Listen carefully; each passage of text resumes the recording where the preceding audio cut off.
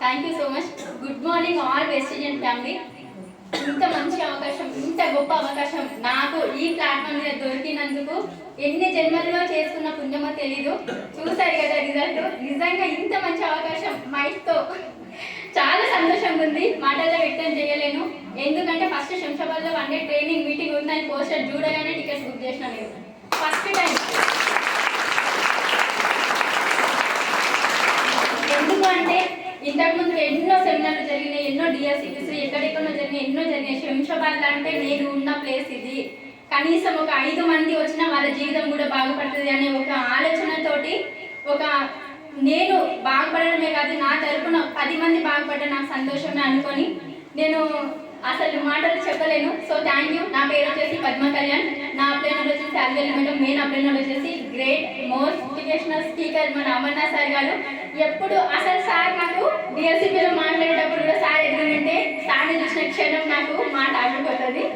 So అలా గమనించి కూడా సార్ బయటికి వెళ్ళిపోయేవారు. నాకు నిజంగా sir thank you sir, thank you so much.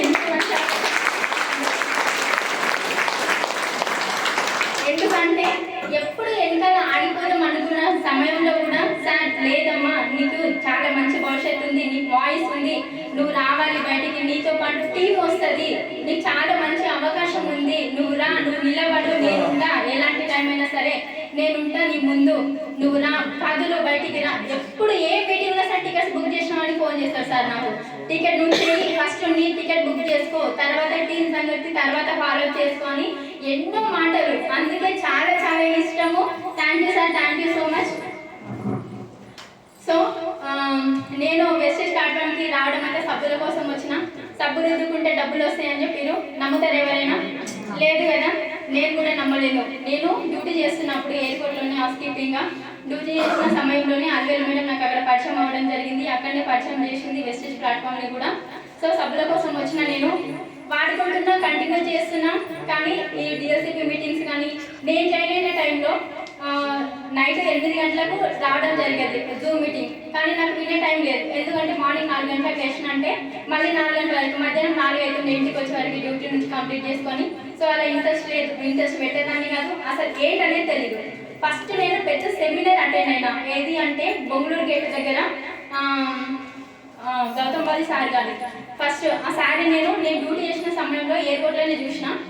అప్పుడు చూసినప్పుడు ఏమనుకున్నా అంటే ప్రకాష్ రాజ్ వాళ్ళ అన్ననేమనుకున్నా, cinema actor Prakash Raj sir గారు తెలుసు కదా మీకు. ఆ సార్ సేమ్ అట్లనే ఉంటాడు కదా, హైట్ పర్సనాలిటీ అట్లనే ఉంటారు కదా, కాకపోతే హెయిర్ కొంచెం పెద్దగా ఉంటుంది మా గౌతమ్ బాలి గురుజీ గారికి. అయితే నేను అట్లా అనుకున్నా, పట్టించుకోలేను. 2-3 టైమ్స్ చూసి పట్టించుకోలేను. ఎప్పుడైతే నేను మీటింగ్ అటెండ్ అయినానో, మీటింగ్లో స్టేజ్ మీద చూసానో, నిజంగా ఆ సార్ని వెల్కమ్ చేసుకునే తీరు కానీ ప్రతి ఒక్కటి అసలు గూస్ బంప్స్ వచ్చినాయి ఆ రోజు నేను మీటింగ్ అటెండ్ అయినప్పుడు.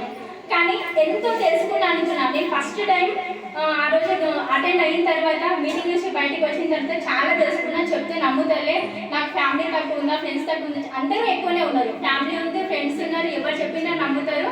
ఇది మోసం చేసేది అయితే కాదు. అవునా? డబ్బులు ఏమైనా కట్టమని చెప్తున్నారా మనకు? లేదు కదా, ఫ్రీయే కదా. మనకు ఐడియా ఇస్తున్నారంటే ఫ్రీగానే ఇస్తున్నారు. సో ప్రతి ఒక్కటి చెప్తాము, చేద్దాము, వస్తారు అని ఒక కాన్ఫిడెన్స్ ఎక్కువ అప్పుడు.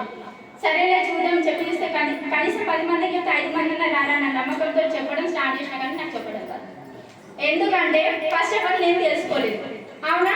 ఇక్కడ ఏంటి, మనం తెలుసుకుంటేనే కదా వేరే వాళ్ళకి చెప్పగలుగుతాం. ఫస్ట్ మనం ప్రొడక్ట్ వాడితేనే కదా ఆ ప్రొడక్ట్ గురించి అది మంచిదా కాదని షేర్ చేయగలం. సో అలా పట్టించుకోలేదు. తర్వాత మొత్తానికి వదిలేసిన.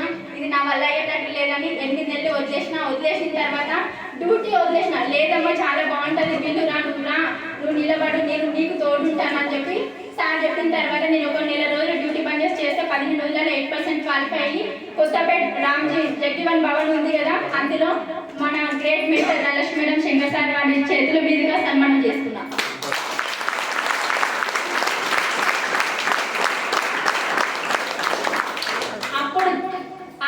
సన్మానం చేసుకొని ఇంటికి వచ్చి వారం రోజులు పెట్టింది అనుకున్నా. నమ్ముతారు వాడు ప్రామిస్ గా చెప్తున్నా, వారం రోజులు. అసలు ఏంటి ఈ వెస్టేజ్ ఏంటి, నాకు జ్వరం రావడం ఏంటి, అసలు ఏముంది? పెళ్లి ఒకటే స్టార్ట్ చేసుకుంటాం కదా, ఎన్నిసార్లు చేసుకుంటారు మ్యారేజ్?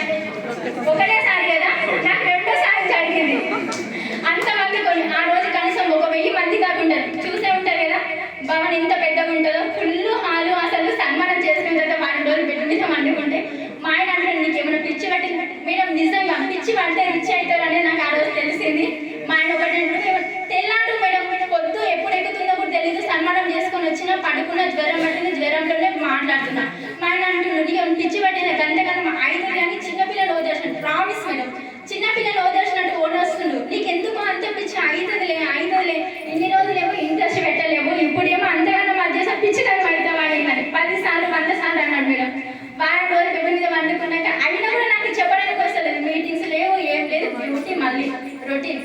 ఎందుకంటే ఇంట్లో సిచ్యువేషన్స్ ప్రతి ఒక్కరికి ఉంటాయి.